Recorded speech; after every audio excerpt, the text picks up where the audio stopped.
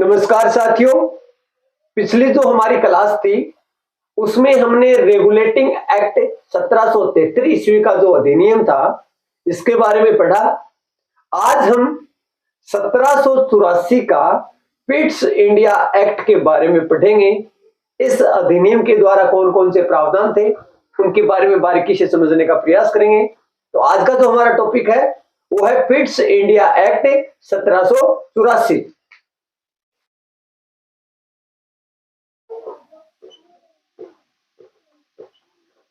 Pitt's India act 1784। साथियों, ये जो एक्ट है ये उस समय का एक प्रधानमंत्री था, ब्रिटेन का प्रधानमंत्री, जिसका नाम था विलियम पिट्स।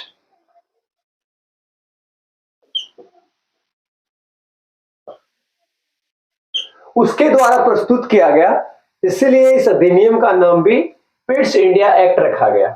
क्योंकि ये ब्रिटेन का प्रधानमंत्री उस समय था विलियम पिट्स, उसके द्वारा प्रस्तुत होने के कारण इसका नाम भी पिट्स इंडिया एक्ट रखा गया।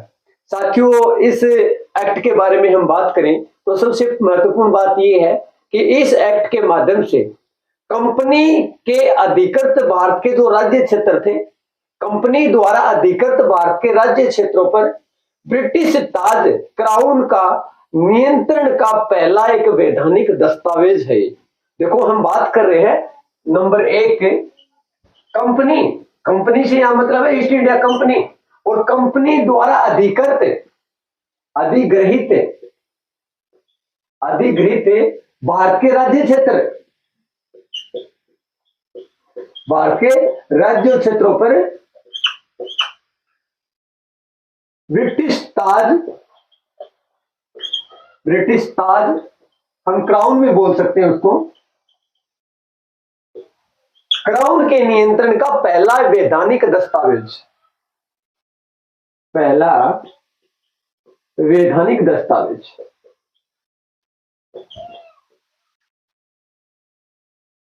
यानी इससे तात्पर्य ये हुआ कि कंपनी के अधिग्रहित वो भारत के राज्य क्षेत्र, अब उन पर ब्रिटिश का जो ताज है अर्थात जो क्राउन है, ब्रिटिश क्राउन, उसका नियंत्रण होगा। ये एक पहला वैधानिक दस्तावेज था। इसके बाद साथियों हम बात करें दूसरी सबसे महत्वपूर्ण बात इस पिट्स इंडिया एक्ट की, वो ये है कि इस एक्ट के द्वारा कंपनी के प्रशासनिक कार्य और व्यापारिक कार्य व शक्तियों को अलग अलग कर दिया गया। इसके माध्यम से कंपनी के प्रशासनिक और व्यापारिक कार्य और शक्तियों को अलग अलग कर दिया गया। यह सबसे महत्वपूर्ण प्रावधान है। हम बात करें कंपनी के व्यापारिक और प्रशासनिक कार्य और शक्तियों को इस एक्ट के द्वारा अलग अलग कर दिया गया। यह दूसरी सबसे महत्वपूर्ण बात है इस एक्ट की। और साथियों, पिट्स इंडिया एक्ट 1784 की अगली अगर हम बात करें तो इसके अंतर्गत इंग्लैंड में 6 सदस्यीय नियंत्रक मंडल की स्थापना की गई। सबसे महत्वपूर्ण बात है कि इस एक्ट के द्वारा 6 सदस्यीय नियंत्रक मंडल की स्थापना की गई। तो तीसरी सबसे महत्वपूर्ण बात यह है 6 सदस्यीय नियंत्रक मंडल की स्थापना की गई। 6 सदस्य का नियंत्रक मंडल होगा और इसकी स्थापना इंग्लैंड के अंदर इस एक्ट के तहत की गई साथियों। और इसी प्रकार भारतीय उपनिवेश के 2 शासक हो गए। जो ही 6 सदस्य नियंत्रक मंडल बनता है उसके बाद भारतीय उपनिवेश है, इसके 2 शासक हो गए। पहला तो हो गया कंपनी के अधीन निदेशक बोर्ड हो गया, और दूसरा हो गया नियंत्रक मंडल। तो 2 शासक कौन कौन से हो गए? एक तो हो गया कंपनी के अधीन निदेशक बोर्ड जो हम पहले पढ़ चुके हैं, और दूसरा हो गया नियंत्रक मंडल।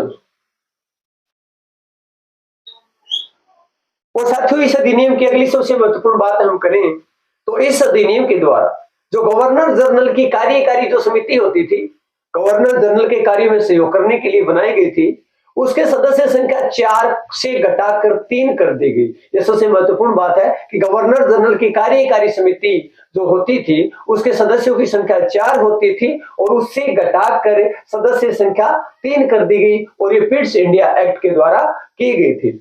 ये इस एक्ट की सबसे महत्वपूर्ण बात है। उसके बाद साथियों, हम अगली इसकी महत्वपूर्ण विशेषता की अगर हम बात करें तो ये है कि कंपनी के अधीन भारतीय जो क्षेत्र थे, अब उन पर ब्रिटिश नियंत्रण या आधिपत्य स्थापित किया गया। कंपनी के अधीन भारत के राज्य क्षेत्रों पर ब्रिटिश आधिपत्य स्थापित किया गया इस अधिनियम के द्वारा। ये इस अधिनियम की सबसे महत्वपूर्ण बात है साथियों। आगे हम बात करेंगे अगली क्लास के अंदर हम 1813 ईस्वी का चार्टर एक्ट के बारे में। साथियों, अगर आपको क्लास पसंद आई हो तो इस क्लास को ज्यादा से ज्यादा शेयर करें, लाइक करें, सब्सक्राइब करें। Thank you. जय हिंद, जय भारत।